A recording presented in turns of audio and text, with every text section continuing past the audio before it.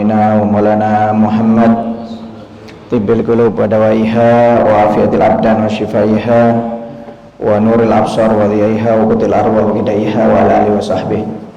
Subhanaka la ilma lana illa ma 'allamtana innaka antal alimul hakim. Rabbi shrah li sadri wa yassir li amri wa hlul 'uqdatam min lisani yafqahu qawli, amma ba'd. Pertama-tama yang saya hormati, yang saya cintai Bapak Bupati kita, Bapak Haji Muharram sekeluarga. Yang saya hormati Ketua Masjid Al-Husna beserta jajarannya, para hadirin hadirat jamaah majelis yang insya Allah mudah-mudahan semuanya dirahmati oleh Allah Subhanahu wa Ta'ala, amin ya rabbal alamin. Sebagaimana biasanya, insya Allah malam ini kita akan melanjutkan kembali pembacaan kitab Syarah Aqidatul Awam.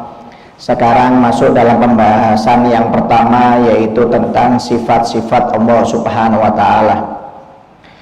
Berkata Nadim rahimahullahu ta'ala, wa ba'du fa'lam biwujudil ma'rifah min wajibin lillahi isrina sifah fawwahu mawjudun qadimun bakin mukhalifun lil khalqi bil itlaqi wa qa'imun wani wa wahidun wahai qadirun mudirun alimun bikulli syai' sami'un basirul mutakallim lahu sifatun sab'atun tantadimu faqutratun iradatun sam'un basar hayatul ilmu kalamun istamar. Setelah kemarin dibahas tentang masalah basmalah, kemudian hamdalah dan sholawat kepada Nabi Muhammad SAW, kemudian si pengarang kitab melanjutkan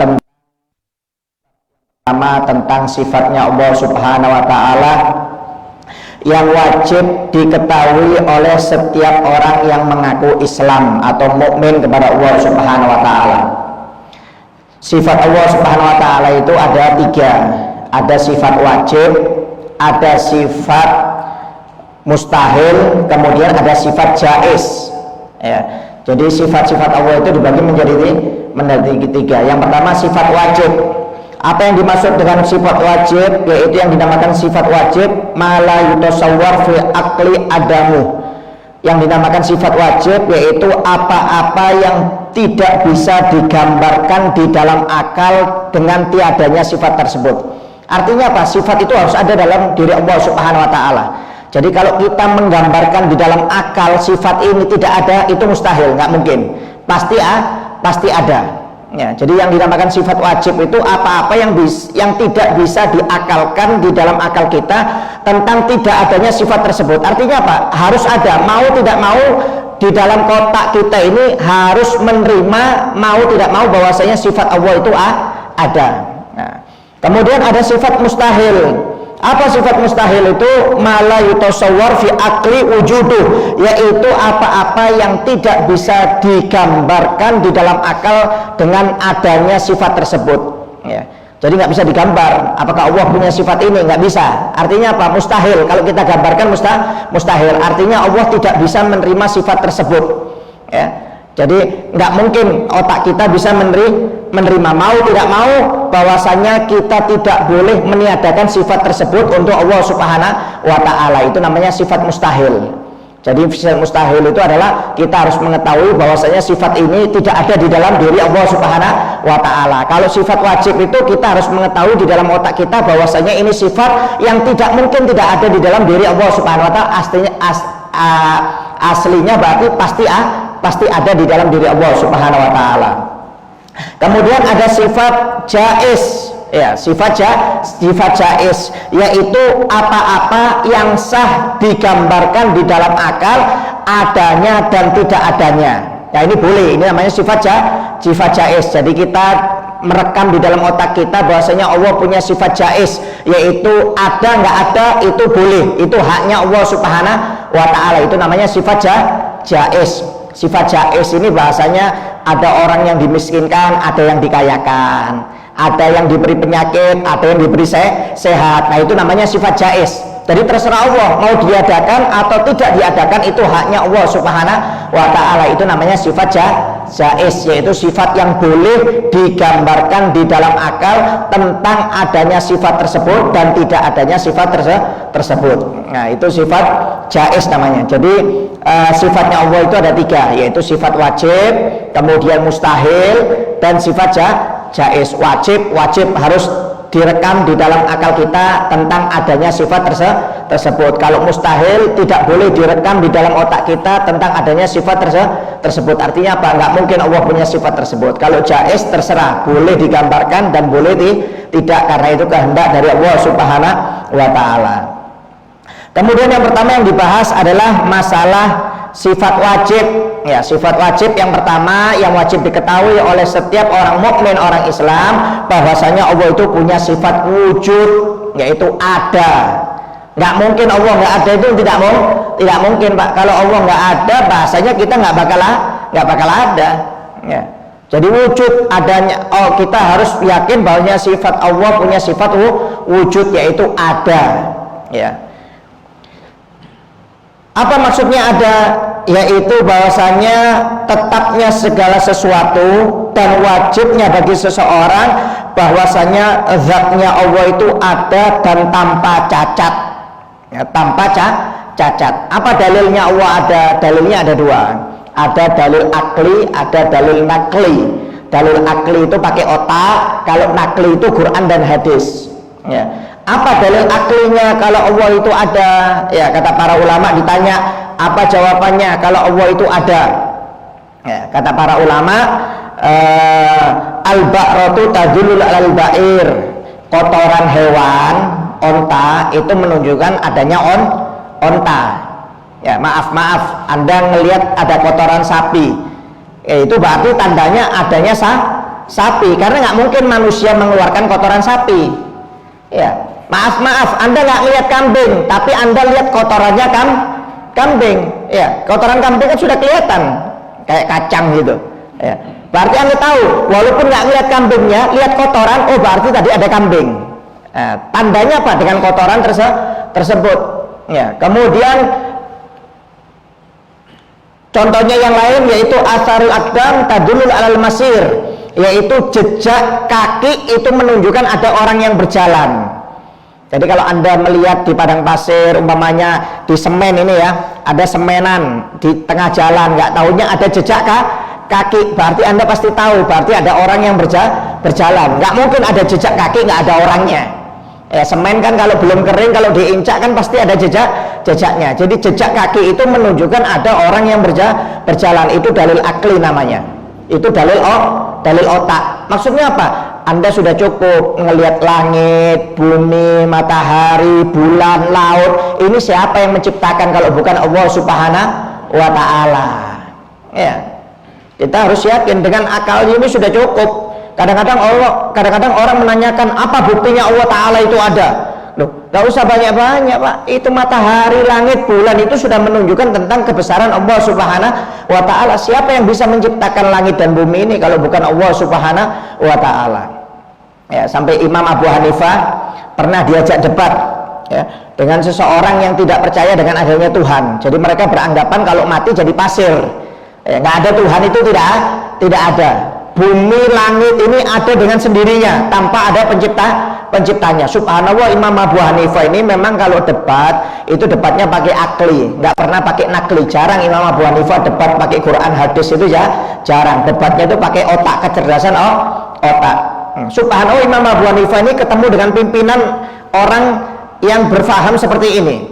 Ditanya oleh Imam Abu Hanifah, kamu siapa? Saya pimpinan mereka. Ya, saya pimpinan mereka. Berapa banyak di daerahmu ini orang yang seperti kamu pemahamannya? Oh, semua satu desa itu semuanya tunduk dengan pemahaman saya. Kata Imam Abu Hanifah, bagaimana kalau kita debat? Ya, kalau kamu menang, saya ikut kamu. Kalau kamu yang kalah, kamu harus ikut saya. Dengan semua orang yang ikut dengan kamu harus ikut dengan pemahaman saya. Karena orang ini berapa kali debat selalu menang, nggak ada orang yang bisa mengalahkan. Ya, selalu menang.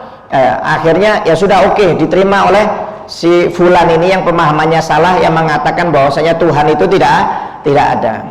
Di mana daerahmu? Rumah saya di sekitar sini. Oh, berarti seberang ya, daerah seberang ya. Ya sudah, besok pagi atau sianglah kita debat. Kumpulkan satu wargamu, kita debat bersama-sama. Ya, saya dengan kamu sebagai sama-sama pemimpin, kita berdebat, tapi dengan syarat kumpulkan seluruh wargamu yang fahamnya sama seperti engkau. Oh ya, siap. Akhirnya besoknya ditunggu, Pak.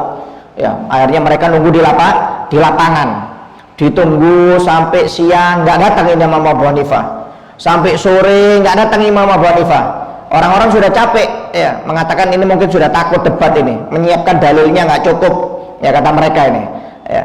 Akhirnya subhanallah, ketika mau tenggelam matahari, mau maghrib, Imam Abu Hanifah baru datang. Imam Abu Hanifah baru datang. Ya, akhirnya kata pemimpinnya, "Wahai Abu Hanifah, Nu'man bin Tsabit, kenapa kamu terlambat? Apakah kamu menyiapkan dalil untuk debat dengan kita atau belum siap dalilnya? Kok datangnya terlambat?" Kata Imam Abu Hanifah, "Minta maaf. Ya, saya ini ketika mau nyebrang ke daerahmu itu nggak nemukan perahu. Nggak ada perahu sama sekali, nggak ada ketinting yang lewat, bahasanya kalau zaman sekarang. Nggak ada ketinting yang lewat. Saya tunggu mulai siang, nggak lewat, sampai sore nggak lewat.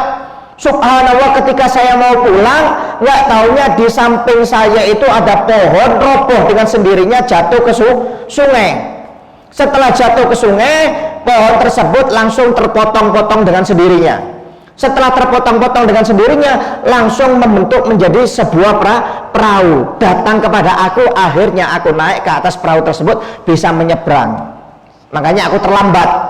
Ya, nunggu perahu nggak datang-datang, nggak taunya ada pohon di samping saya di tepi sungai, jatuh dengan sendirinya, terpotong-potong dengan sendirinya, kemudian membentuk sebuah perahu dengan sendirinya. Akhirnya saya naik ke perahu tersebut, akhirnya sampai ke daerahmu tersebut ini." Kata orang-orang disebut, "Wah, ini sudah gila ini. Sudah gila." Loh, kata Imam Abu Hanifah, "Kenapa kalian mengatakan saya gila? Ya mana ada pohon jatuh dengan sendirinya tanpa ada yang memotong.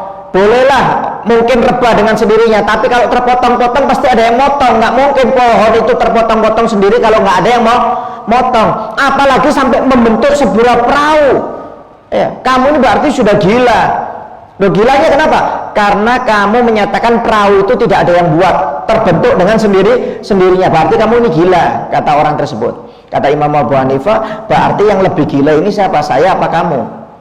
Kamu menyatakan perahu aja pasti ada yang buat, masa langit dan bumi matahari ini nggak ada yang buat? Berarti kamu yang lebih gila daripada saya.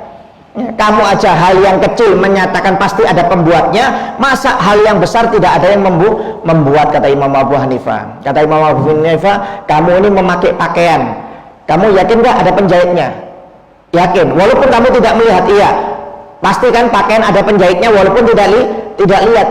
Begitu juga matahari, langit dan bumi, walaupun kamu tidak bisa melihat siapa yang menciptakan, itu menunjukkan bahwasanya ada si pencipta, kata Imam Abu Hanifah. Kalau pakaian aja kamu yakin ada penjahitnya, masa langit dan bumi kamu tidak yakin? Berarti yang gila ini kamu apa saya, kata Imam Abu Hanifah.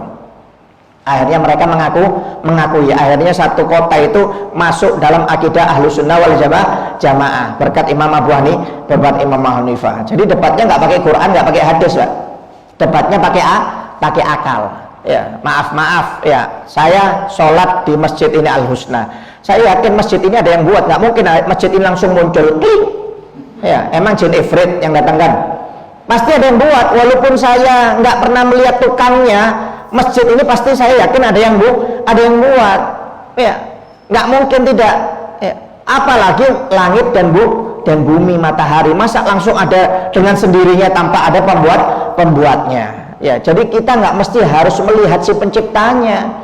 Ya, itu dengan keyakinan. Ya, kalau masjid ini aja kita yakin ada tukangnya yang membuat, masa kita nggak yakin dengan adanya matahari, langit dan bumi ini ada penciptanya. Nah, ini dalil akli namanya. Ya, dalil akli. Ya, ini pakai akal. Kalau dalil Qur'annya, kata Allah Subhanahu wa taala, banyak diantaranya kata Allah Subhanahu wa taala, awalam yatafakkaru fi anfusihim ma khalaqallahu samawati wal arda wa ma bainahuma illa bil haqq. Ya, kata Allah Subhanahu wa taala, apakah mereka tidak berpikir di dalam diri mereka bahwasanya Allah Subhanahu wa taala yang menciptakan langit dan bumi di antara keduanya dengan hak, dengan benar. Allah yang menciptakan. Ini dalil Qur'annya. Jadi kalau Anda ditanya apa dalilnya Allah menciptakan, Allah ini adalah pencipta segala semesta, ada di dalam Al-Qur'an, di surat Ar-Rum, dan banyak lagi di dalam ayat-ayat yang lainnya. Cuma kadang-kadang orang-orang yang berpaham komunis atau ateis yang tidak percaya dengan adanya Tuhan, itu mereka nggak mau dalil nakli, mereka harus pakai dalil akli, pakai dalil akal. Kenapa? Mereka berpikirnya secara akal, pakai rasional. Ya, nggak mau mereka, Pak. Ya, kalau Imam Abu Hanifah ini memang spesialis debat. Ya, Anda debat dengan Imam Abu Hanifah, umpamanya ini plastik, Imam Abu Hanifah mengatakan emas, padahal memang plastik, Anda bisa kalah. Saking pinternya Imam Abu Hanifah ini, kalau muter balikan fakta itu pintar, kalau ngomong pintar. Ya, makanya madhabnya Imam Abu Hanifah itu kebanyakan pakai akli, pakai akal, bukan pakai bukan pakai nakli, pakai akal. Itu kebanyakan madhabnya Imam Abu Hanifah. Kenapa? Supaya bisa memberi pemahaman kepada orang yang fahamnya aneh. Ya, ini bahasanya madhabnya kelas tinggi. Ya, karena memang madhab yang pertama kali yang dibikin adalah Imam Abu Hanifah. Madhab yang pertama kali itu Abu Hanifah. Imam Abu Hanifah punya murid Imam Malik. Ya, madhabnya Maliki. Imam Malik punya murid Imam Syafi'i, madhabnya Syafi'i. Imam Syafi'i punya murid Imam Ahmad bin Hambal, madhabnya Hambali. Jadi yang pertama kali punya madhab ini adalah Imam Abu Hanifah. Imam Abu Hanifah ini muridnya Imam Ja'far Shadiq. Ya, Imam Ja'far Shadiq ini cicitnya Nabi Muhammad SAW. Imam Ja'far bin Muhammad Bakir bin Ali Zainal Abidin bin Husain bin Ali wa Fatimah binti Rasulullah SAW. Imam Ja'far Shadiq ini alim besar, ulama besar. Ya, ini guru besarnya Imam Abu Hanifah, dan yang memerintahkan Imam Abu Hanifah untuk membuat madhab sendiri. Ya, sebenarnya madhab yang paling utama itu Imam Ja'far sebenarnya. Cuma Imam Ja'far itu tidak membukukan ilmu fikihnya. Kalau Imam Abu Hanifah membukukan kitab fikihnya. Makanya yang punya pertama kali madhab itu adalah Imam Abu Hanifah. Sebenarnya Imam Ja'far. Cuma Imam Ja'far tidak membukukan. Nah, Imam Ja'far ini yang diakui maaf oleh orang-orang yang beraliran Syiah. Ya, jadi orang Syiah itu mengatakan saya ini madhabnya Imam Ja'far karena Imam Ja'far adalah pendiri pertama ilmu fikih. Tapi Imam Ja'far nggak punya buku. Ya, muridnya Imam Ja'far yang dipakai oleh orang-orang Syiah ini, kitab karangannya itu 200 tahun setelah meninggalnya Imam Ja'far. Katanya ini karangannya Imam Ja'far, padahal itu terbitnya 200 tahun setelah meninggalnya Imam Ja'far. Ini yang tidak diterima oleh ulama Ahlus Sunnah wal Jamaah. Tapi ulama Ahlus Sunnah wal Jamaah mengakui bahwasanya imam yang pertama kali dalam ilmu fikih ini Imam Ja'far Shadiq, punya murid Imam Abu Hanifah. Nah, Imam Abu Hanifah ini yang mengarang kitab fikih madhab. Ya, cerdas Imam Abu Hanifah ini luar biasa, Pak. Ya, mulai kecil pintar debat, subhanallah. Mulai kecil itu sudah pintar debat Imam Abu Hanifah ini. Ya, sampai pernah dikisahkan gurunya waktu itu, nggak tahu saya pernah cerita apa belum ya. Gurunya itu lagi dapat surat dari khalifah pada waktu itu karena gurunya diperintahkan untuk debat ya dengan seorang Yahudi yang bertanya tentang adanya Allah Ta'ala itu bentuknya seperti apa dan di mana itu Allah Subhanahu Wa Ta'ala.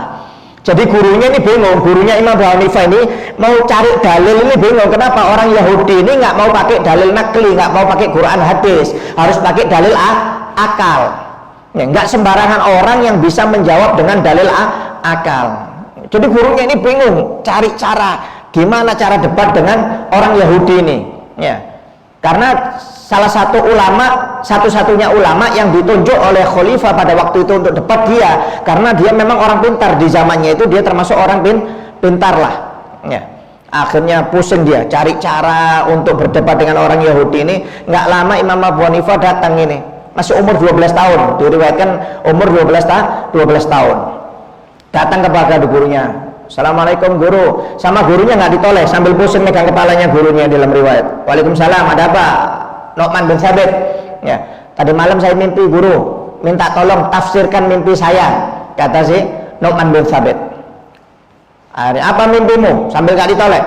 Ya, Saya tadi malam mimpi, wahai guru, bahwasanya ada pohon yang sangat besar, yang kokoh, yang kekar, mau digali oleh babi, mau dirobohkan oleh babi, akarnya mau dicabik-cabik, mau dirobohkan itu pohon. Nggak tahunya ketika mau dirobohkan oleh babi tersebut, pohon yang besar itu, datang ular yang kecil, mematok babi tersebut, akhirnya mati itu babi. Wah, kata gurunya, ini berarti saya menemukan jalan keluar. Wahai Nu'man bin Thabit, sini. Ketahuilah, saya tahu maksud tafsir mimpimu ini, saya tahu. Ya, bahwasanya saya ini dapat perintah dari khalifah untuk debat dengan orang Yahudi. Dia mau berdebat dengan saya tentang dalil adanya Allah Ta'ala, bentuknya Allah itu seperti apa, dan di mana itu Allah Subhanahu Wa Ta'ala. Cuma saya nggak bisa menemukan. Pohon yang besar itu di dalam mimpimu itu ibarat saya, karena saya yang diamanai oleh khalifah, sedangkan Yahudi itu ibarat babi yang mau merobohkan saya, mau menjatuhkan martabat saya. Ular yang kecil itu kamu, berarti kamu yang bisa debat dengan orang Yahudi tersebut.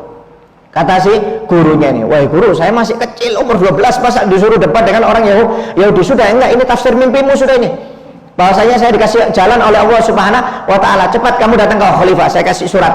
Dikasih surat, minta maaf saya tidak bisa datang untuk berdebat dengan orang Yahudi, kata gurunya, tapi saya datangkan murid terbaik saya, yaitu Nu'man bin Thabit, umurnya masih 12.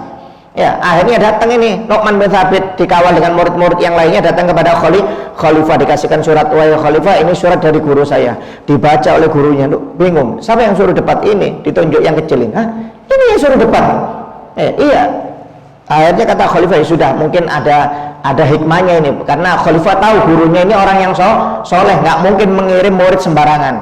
Ya sudah, tunggu sebentar lagi waktunya ada debat, kata khalifah. Akhirnya dikumpulkan orang-orang itu, dikumpulkan banyak. Ya, akhirnya datang itu orang Yahudi, kemudian dihadapkan dengan Nu'man bin Thabit, Imam Abu Hanifah.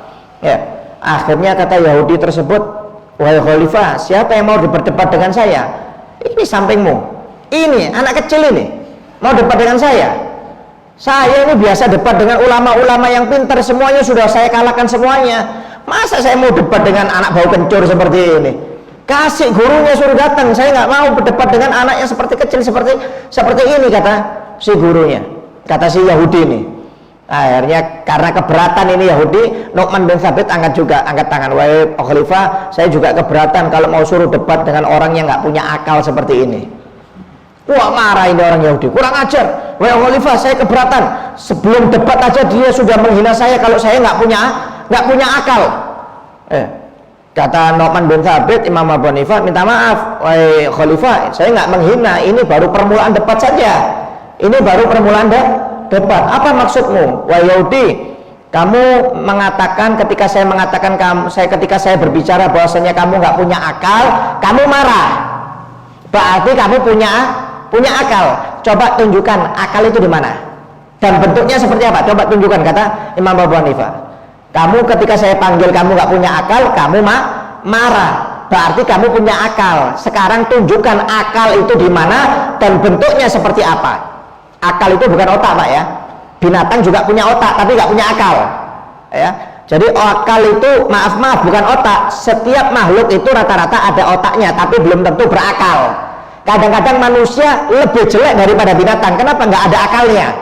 Jadi bukan berarti otak itu akal, bukan. Akal itu adalah kecerdasan yang Allah berikan kepada hambanya khusus.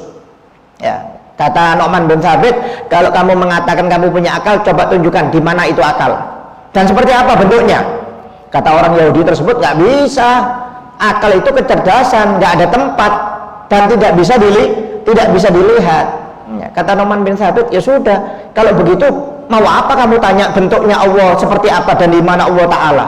Kalau akal yang kecil aja nggak bisa dilihat dan tidak bisa ditentukan bentuknya, masa kamu mau tanya sesuatu yang besar? Kata Imam Nu'man bin Thabit, kita Imam Abu Hanifah, kalau kamu tanya akal aja nggak bisa dilihat dan tidak bisa ditentukan tempatnya, kok berani-beraninya kamu mau menanyakan Allah itu di mana dan seperti apa itu Allah Subhanahu Wa Ta'ala? Yang akal aja kamu nggak bisa nunjukkan, kok mau minta tentang Allah Subhanahu Wa Ta'ala? Akhirnya dikasih susu oleh Imam Abu Hanifah, ini minum susu. Akhirnya diminum oleh Yahudi tersebut. Saya mau tanya, apa rasanya susu tersebut? manis, kata si Yahudi tersebut. Coba tunjukkan seperti apa manis itu, rasanya seperti apa. Coba tunjukkan bentuknya manis itu seperti apa. Di mana manisnya susu itu? Di atas, di tengah, apa di bawah? Coba jelaskan. Manisnya di mana? Di mana letaknya? Nggak bisa menunjukkan. Oh, manis saja nggak bisa menunjukkan letaknya di mana. Kok kamu mau bertanya di mana letaknya Allah Subhanahu wa Ta'ala? Kamu ini bodoh, kata Imam Abu Hanifah. Ya, langsung marah itu Yahudi, langsung keluar dari debat. Biasanya Pak, itu semua ulama kalah kalau debat dengan orang Yahudi tersebut. Tapi kena Imam Abu Hanifah langsung KO. Langsung KO. Padahal Imam Abu Hanifah itu umurnya baru 12 tahun sudah bisa mengalahkan orang Yahudi yang sering debat dengan para ulama-ulama besar yang banyak yang kalah debat dengan orang Yahudi tersebut. Tapi nggak taunya bisa kalah dengan Imam Abu Hanifah. Kenapa? Ini memang kecerdasan Imam Abu Hanifah yang diberikan oleh Allah Subhanahu wa Ta'ala. Jadi memang Abu Hanifah ini madhabnya itu banyak pakai logika akal.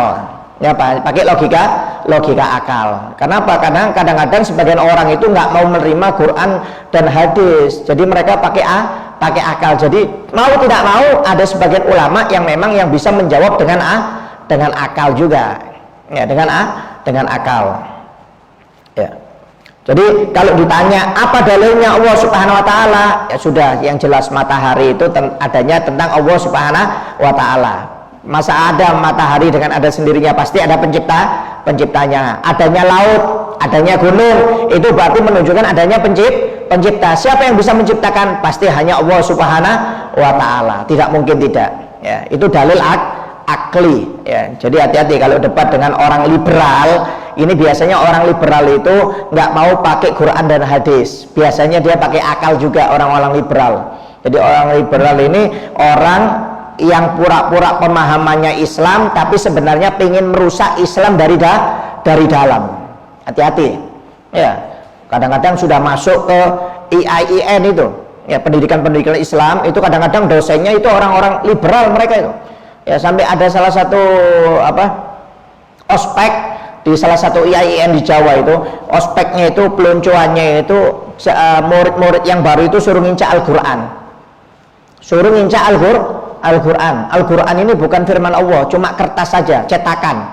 Firman Allah itu bukan Al-Quran, kata mereka. Bayangkan, itu ospeknya mereka suruh nginca Al-Quran, Pak, oleh dosennya yang liberal itu. Jadi mereka pura-pura Islam tapi ingin merusak Islam dari dalam, dan itu dibiayai oleh orang-orang Yahudi memang. Mereka dapat biaya, dan maaf ya, pimpinannya kalau di Indonesia itu Ulul Absar Abdallah. Ya, itu Ulul Absar Abdallah. Ya, ini bukan gonjeng, ini memang kenyataan. Kalau ada orang yang sesat memang harus kita jelaskan. Itu pimpinannya itu. Ya, hati-hati. Dan banyak, bukan itu saja. Itu salah satu jaringan Islam liberal jil. Ya. Itu peluncurannya Al-Quran yang diincar itu. Waliyadzubillah min dzalik. Ya. Jadi mereka mengatakan itu bukan Quran, ya, itu bukan wahyunya Allah Ta'ala. Wahyunya Allah Ta'ala itu ada di langit, itu hanya cetakan biasa saja supaya kita paham, kata mereka. Jadi diincak nggak apa-apa. Padahal Allah sudah berfirman di dalam Al-Quran, la yamussuhu ilal mutahharun. Ya, nggak boleh megang Quran kalau nggak punya wudhu, haram hukumnya. Apalagi sampai diincak. Injak. Makanya para ulama maaf mengatakan kadang-kadang Al-Quran kita taruh di bawah lantai, nggak etis. Ya, nggak etis itu. Al-Quran itu harus taruh di tempat yang agak tinggi. Kenapa? Al-Quran itu mulia. Ya, nyentuhnya hanya aja harus memakai wudhu. Masa mau ditaruh di bawah, kadang-kadang sejajar dengan kaki kita? Nggak pantas. Ya. Sampai diriwayatkan ada seorang ulama besar, gurunya Imam Ahmad bin Hanbal, Bishr al-Hafi. Ya, Bishr al-Hafi ini dulunya Pak pemabuk. Kerjaannya mabuk tiap malam. Ya, kerjanya mabuk. Subhanallah, Bishr al-Hafi ini waktu itu menemukan tulisan basmalah. Dia menemukan tulisan basmalah dari Al-Quran yang sobek, tulisan basmalah diambil oleh Bishr al-Hafi ini. Dari mabuk dia, karena dia melihat ada tulisan Quran, diambil oleh Bishr al-Hafi, dibersihkan, kemudian dikasih parfum sama dia, dicium-cium, ditaruh di tempat yang atas oleh Bishr al-Hafi ini. Ya, subhanallah, malamnya dia mimpi. Di dalam mimpi tersebut dia mendengar suara, wahai Bishr, engkau telah membersihkan namaku dan mengharumkan namaku. Sekarang akan aku bersihkan namamu dan aku harumkan namamu sampai hari kiamat, kata suara tersebut. Subhanallah, bangun dari tidurnya, Bishr langsung tobat. langsung tobat jadi ulama pintar sampai jadi ulama hadis ini Bishr Al-Hafi. Padahal dulunya mabuk-mabukan. Cuma gara-gara menghormati Quran, tulisan Quran, diangkat derajatnya oleh Allah Subhanahu wa taala. Sampai Imam Ahmad bin Hambal itu sering ziarah kepada Bishr Al-Hafi. Padahal kalau dari segi keilmuan, Imam Ahmad bin Hambal itu lebih alim daripada Bishr Al-Hafi. Sampai murid-muridnya Imam Ahmad bin Hambal ini bingung, wahai Imam, kamu ini lebih alim daripada Bishr Al-Hafi. Mestinya yang ziarah kepada kamu ini Bishr Al-Hafi, bukan kamu yang ziarah kepada Bishr Al-Hafi. Kata Imam Ahmad bin Hambal, memang minta maaf kalau dari segi ilmu saya lebih alim, tapi kalau dari segi yang mengenal Allah Subhanahu wa taala, Bishr Al-Hafi lebih mengenal Allah taala. Makanya saya belajar kepada dia untuk mengenal kepada Allah Subhanahu wa taala. Bishr Al-Hafi, Pak, alim, ulama hadis, padahal dulunya kerjaannya mabuk-mabuk. Jadi jangan dikira orang Bishr Al-Hafi ini padahal sudah tua loh, Pak, umurnya sekitar 40-30an. Bayangkan bisa jadi ulama hadis. Allah kalau mau membalik seseorang itu yang dulunya bodoh jadi alim bisa. Imam Ibn Hajar Al-Haytami itu dulunya pedagang, Pak, dulunya pedagang, tapi setiap berdagang bangkrut terus. Setiap berdagang bangkrut. Kalau Anda belajar dalam ilmu Imam Ibn Hajar itu ada dua ya, Ibn Hajar Asqalani dan Ibn Hajar Al-Haytami. Kalau Ibn Hajar Al-Asqalani itu masalah hadis, seperti kitab Bulul Maram, apa itu karangannya Ibn Hajar Al-Asqalani ya. Kemudian ada Ibn Hajar Al-Haytami. Ibn Hajar Al-Haytami ini ulama fikih madhab Syafi'i, ulama terkenal. Jadi kalau ada ikhtilaf itu biasanya Ibn Hajar yang membeli jalan keluarnya. Ibn Hajar Al-Haytami ini dulu pedagang ya, pedagang sering bangkrut, akhirnya ketika umur 40 baru ingin tobat belajar agama. Bayangkan umur 40 baru ingin belajar agama. Ini kalau dalam ilmu ilmu sosiologi mungkin sudah kasep ini bahasanya ini. Ya, orang masa belajar agama umur 40 baru mondok bahasanya, dan terlambat. Tapi subhanallah Ibn Hajar ini tetap belajar ya. Daripada dia dagang rugi terus, lebih baik belajar yang tidak rugi, yaitu belajar ilmunya Allah dan ilmunya Nabi Muhammad SAW. Akhirnya belajar ini Imam Ibn Hajar ini. Subhanallah belajar nggak hafal-hafal, Pak, umur 40 ngafalkan hadis itu, waduh, setengah mati, nggak masuk-masuk, nggak hafal-hafal ya. Tapi dia tetap belajar, subhanallah, sampai suatu saat dia menyendiri di atas gunung karena sering diolok-olok oleh teman-temannya, karena sudah tua, kamu ini terlambat, nggak bisa hafalan, nggak mungkin kamu bisa jadi ulama, kata teman-temannya. Akhirnya dia naik ke gunung ya. Subhanallah, ketika naik ke gunung dia melihat ada sebuah batu yang keras tapi bolong, Pak, berlubang. Kenapa? Karena dapat tetesan air.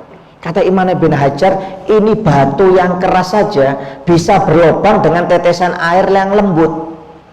Batu itu kan keras, tapi kalau kena tetesan air, satu tetes walaupun bertahun-tahun bahkan berlubang itu batu.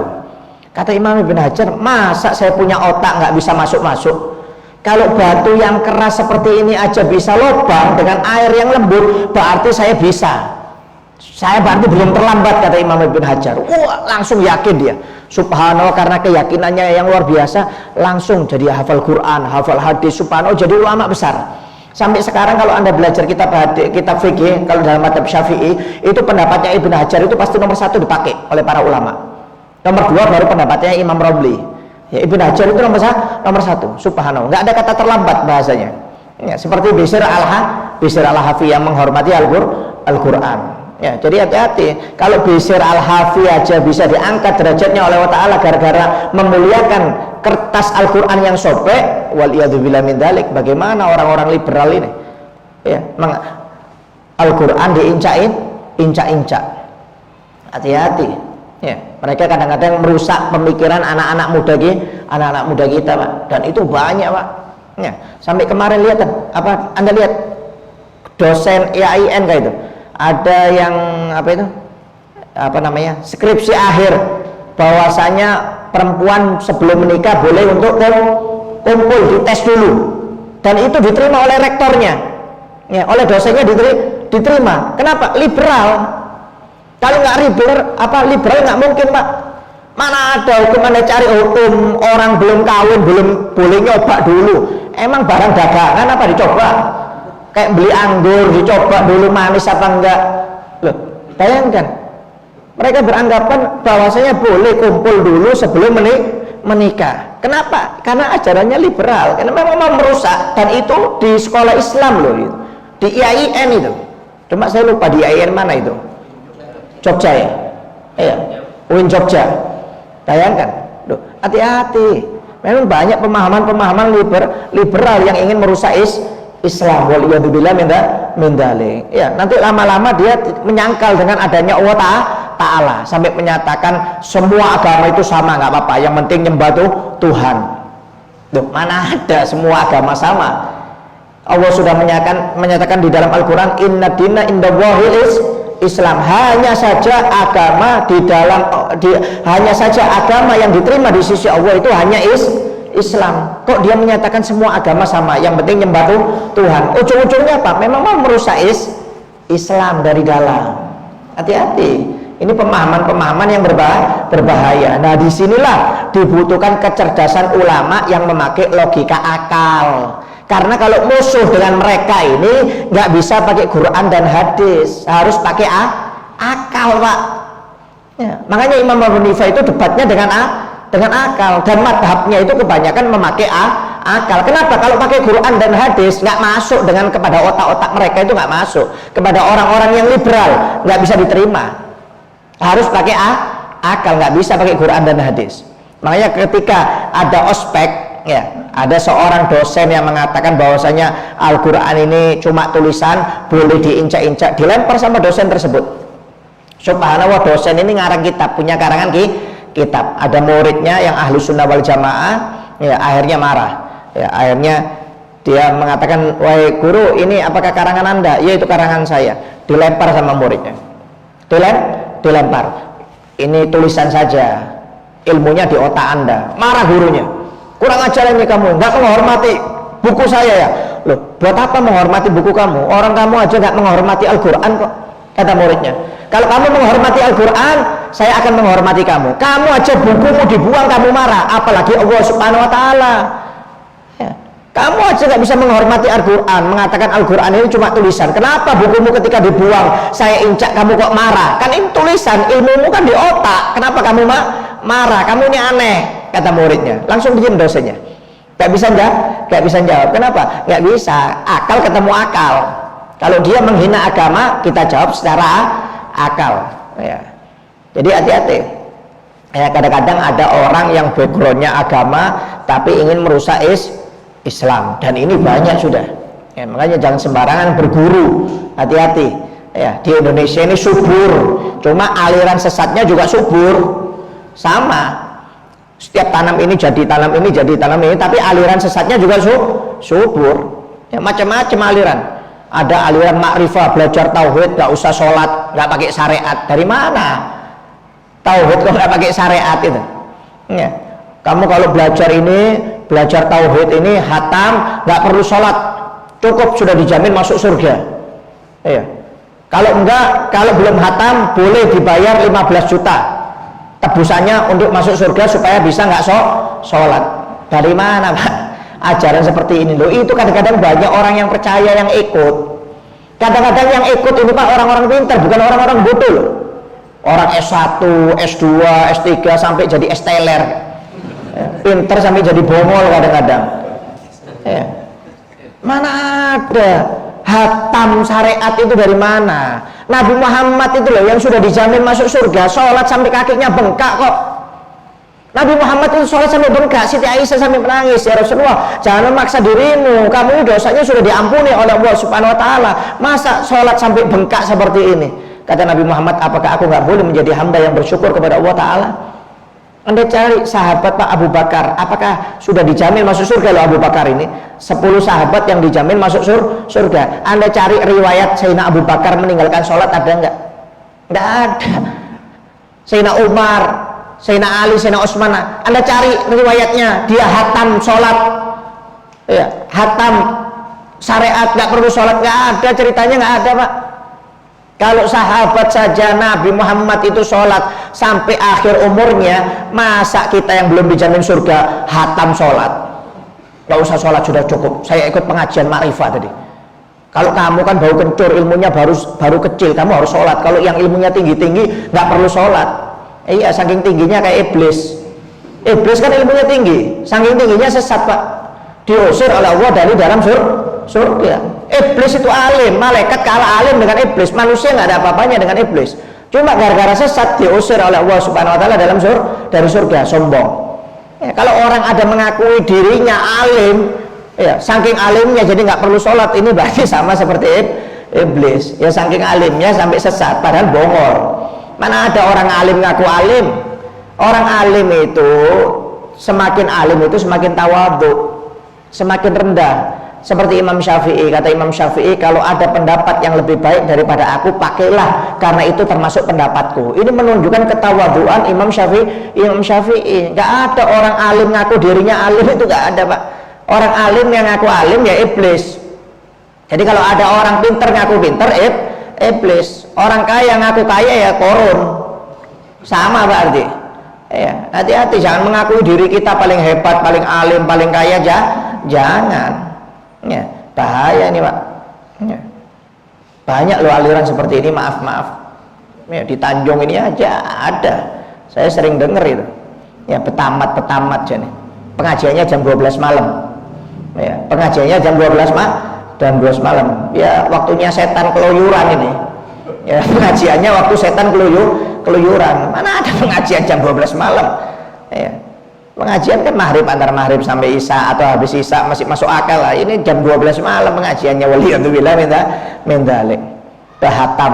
Jadi itu kalau yang ikut pengajiannya berapa kali sudah hatam, nggak perlu sholat. Jadi mereka nggak pernah sholat pak, nggak pernah sholat. Waliyadzubillah min dzalik. Tuh aneh, ajarannya aneh. Ya kadang-kadang kalau nggak hatam nebus saja. Kalau yang kaya-kaya nebus, kamu nebus 20 juta supaya hatam. Jadi nggak perlu sholat. Tebus 20 juta. Mana ada masuk surga 20 juta? Mobil Avanza aja Innova ratusan juta. Kok masuk surga ketemu bidadari bayar 20 juta? Ya. Kan aneh orang-orang seperti itu kok percaya itu loh. Yang saya heran itu kok percaya, mereka itu dari mana? Percaya mereka itu, waliyadzubillah min dzalik. Macam-macam kalau lihat aliran-aliran aneh ini macam-macam, subhanallah. Ya. Pusing sampai kadang-kadang melihat mereka ini. Ya, nanti ada aliran yang bukan golongannya dia dianggap najis pak. Jadi kalau anda sholat di tempatnya, pulang dibersihkan. Tempat anda sholat itu dibersihkan. Ya, sampai suatu saat ini kelompok ini ada masjidnya sendiri, rata-rata biasanya ada masjidnya sendiri. Jadi kalau bukan golongannya dia, kalau kita keluar dibersihkan. Anda bertamu di rumahnya, setelah keluar dibersihkan kalau bukan golongannya. Jadi sudah dianggap najis anda ini. Ya, jadi ada waktu itu ada di sekitar masjid itu ada warung. Subhanallah, si pengurus masjid ini, ya kaumnya ini kan ikut aliran tersebut, tapi sering makan di si pemilik warung. Subhanallah, si warung ini kalau sholat mesti di masjid tersebut. Jadi si pemilik warung ini setiap sholat kalau keluar melihat si kaum ini suka membersihkan tempatnya dia. Kalau yang lainnya nggak dibersihkan, tempatnya dia aja yang dipel. Setiap sholat 5 waktu dipel. Kurang ajar kata pemilik warung ini. Kok saya lihat tempat saya saja yang dibersihkan mulai berapa hari ini? Wah kurang ajar ini berarti ini. Betul berarti kata orang ini aliran aneh nih masjid ini katanya. Tunggu pembalasan saya. Subhanallah, si kaum ini sering makan di tempatnya si pemilik warung ini. Balas dendam pemilik warung ini. Tunggu kamu kalau kamu mau makan tempat saya ya.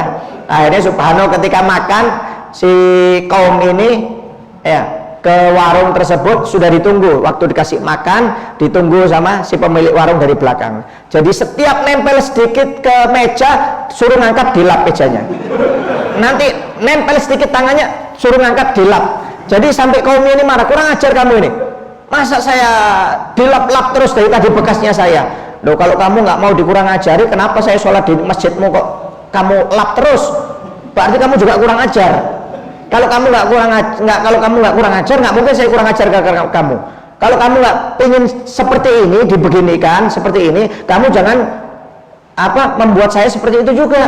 Nggak pantas. Kamu ingin dihormati tapi nggak hormati saya, kata si pemilik warung itu. Akhirnya diam itu orang. Akhirnya setelah digitukan, setiap sholat nggak pernah dipel lagi. Ya, biasanya kalau sholat dipel. Ini kan aneh, ini ajaran Dari mana ini? Setiap mau sholat kok dipel, waliyadzubillah min dzalik. Macam-macam Pak alirannya Pak. Nih, apalagi di Indonesia ini. Ya, nanti ada aliran maaf ya. Kalau sudah waktunya puasa dulu 3 hari sebelum puasa sudah puasa dia. Nanti 3 hari sebelum lebaran sudah lebaran dulu. Loh, maaf kalau cuma Muhammadiyah dengan pemerintah itu kan beda 1 hari. Itu masih masuk akal. Ya, ini beda 3 hari. Ya, ini kan sudah menyalahi nih. Pakai hisab apa dia? Pakai hilal apa ini? Ya, nggak mungkin kalau sampai beda 3 hari itu tidak mungkin. Bu, itu sama berita itu Pak, disuting tiap tahun dimasukkan TV. Padahal orangnya ya itu aja nggak nambah. Loh, seakan-akan media ini mau difasilitasi oleh media ini aliran sesat itu supaya berkembang, supaya terkenal, supaya orang itu bisa ikut dengan aliran mereka. Kadang-kadang dikasih fasilitas Pak. Loh, tiap tahun itu aja. Loh, saya sampai hafal orang-orangnya itu kalau disyuting sama TV itu. Loh, apa ini? Loh, ini kan aneh nih. Kalau maaf kalau umpamanya kalau cuma beda sehari antara Muhammadiyah dengan pemerintah, itu nggak pernah bermasalahan. Itu masih masuk akal. Kalau 3 hari itu sudah nggak masuk akal. Jadi 3 hari sebelum umpamanya Muhammadiyah sama pemerintah puasa, dia sudah puasa duluan. Nanti sebelum Muhammadiyah 3 hari ya, pemerintah 3 hari sebelum lebaran, dia sudah lebaran duluan. Nah, ini kan menunjukkan berbagai macam aliran yang ada di Indonesia. Itu baru sedikit Pak, belum yang lainnya itu. Belum Ahmadiyahnya. Wah, kalau ditanya banyak. Ya, Ahmadiyah ini aliran. Sebenarnya bukan aliran, dia ini agama lain sebenarnya, karena sudah murtad, karena dia punya Al-Quran punya kitab setelah Al-Quran Tadkiro, tapi mereka nggak ngakui punya nabi setelah Nabi Muhammad, yaitu Ahmad Ulam Mirza. Dan Ahmadiyah ini memang bikinan Inggris, ya, bikinan Inggris dari Israel, ya, untuk ngobak-ngabik ngancurkan Islam. Ya, kalau Anda baru masuk Ahmadiyah, memang tidak didoktrin bahwasanya Ahmad Ulam Mirza ini nabi, bukan, dianggap ulama. Ahmad Ulam Mirza itu ulama kita. Setelah Anda cinta, dianggap wali. Nanti naik dari ulama jadi wali. Nanti setelah Anda semakin cinta membaca manakibnya Ahmad Ulam ini, baru kalau sudah pas didoktrin jadi nabi. Jadi pemahamannya itu nggak langsung nabi. Kalau orang masih baru itu enggak. Dilihat kecintaannya seperti apa. Ya. Kecintaannya seperti apa. Nanti ada kitab setelah Al-Quran Tadkiro, dan di dalam Tadkiro itu kitabnya mereka beranggapan kurang berapa menit? 3 menit. Di dalam kitab Tadkiro itu mereka beranggapan bahwasannya orang yang tidak ikut ajaran Ahmadiyah itu hukumnya najis sama seperti babi dan anjing. Jadi kalau orang nggak ikut Pak, kita nggak ikut Ahmadiyah, kita ini dihukumin najis sama seperti anjing dan babi oleh ajaran Ahmadiyah. Dari mana ajaran seperti ini? Nabi Muhammad aja ketemu orang kafir nggak pernah menganggap orang kafir itu najis seperti babi dan anjing kok. Ini sama-sama Islamnya ya, mengatakan bahwasannya orang yang tidak ikut ajaran Ahmadiyah dianggap najis seperti anjing dan babi. Waliyadzubillah min dzalik. Nah, makanya umat Islam tidak mau mengatakan Ahmadiyah itu Islam, tidak, suruh bikin agama sendiri. Kenapa? Karena sudah melenceng jauh. Ada kitab setelah Al-Quran, kemudian ada Nabi setelah Nabi Muhammad SAW. Kalau ngaku Islam, bahaya ini Pak, bisa ngerusak Islam ini. Ya, akhirnya mereka yang awam-awam ini punya anggapan bahwasanya ada Nabi setelah Nabi Muhammad SAW. Makanya mereka waktu umat Islam demo, bahasanya untuk bikin Ahmadiyah ini untuk bisa dikeluarkan dari Islam. Ya, karena ini bukan aliran sudah ini agama baru, ini sudah agama baru. Ya, kalau Islam itu Pak masih yakin dengan Allah Ta'ala, masih yakin dengan Nabi Muhammad, cuma kadang-kadang ajarannya salah. Ini aliran. Ya, seperti tadi orang masuk masjid dipel dianggap najis, bukan golongannya, tapi dia tetap nyembah Allah Ta'ala, percaya dengan Nabi. Ini namanya aliran Islam, tapi alirannya nyeleneh. Ya, ini Islam alirannya nyeleneh. Ya, nanti kayak liberal, umpamanya dia percaya dengan Allah Ta'ala, percaya dengan Nabi, tapi ingin merusak ajaran syariat. Nah, ini juga bahaya, ini aliran. Kalau jil ini juga aliran, tapi lebih mengarah ke murtad sebenarnya kalau jil ini. Jadi macam-macam ya. Jadi hati-hati. ya. Makanya perlunya perlunya kita mengetahui sifat-sifat Allah Ta'ala ini supaya kita tahu kalau umpamanya sewaktu-waktu kita ini berdebat atau diajak debat dengan orang-orang yang pemikirannya aneh. Jadi kita harus tahu dalil naklinya dan juga dalil aklinya, ya. Karena nggak semuanya orang bisa dikasih dalil nakli Quran dan hadis, nggak semua orang, Pak. Kadang-kadang harus pakai dalil akal. Ini penting. Makanya para ulama di sini ada yang mengatakan dalil aklinya apa, sifatnya Allah Ta'ala, dalil naklinya apa. Jadi setiap sifat itu ada dalil naklinya, ada dalil naklinya, ya. Wallahu a'lam bishawab, ya. Mudah-mudahan tauhid kita diperkuat oleh Allah Subhanahu wa taala menjadi tauhid yang sempurna, yang sesuai dengan ajaran Nabi Muhammad SAW, ahlu sunnah wal jamaah. Amin ya rabbal alamin. Ini yang bisa sedikit saya sampaikan. Apa-apa yang benar itu dari Allah Subhanahu wa taala, yang salah itu dari pribadi saya sendiri. Wabillahi taufiq wal hidayah wa ridha wal inayah. Wassalamualaikum warahmatullahi wabarakatuh.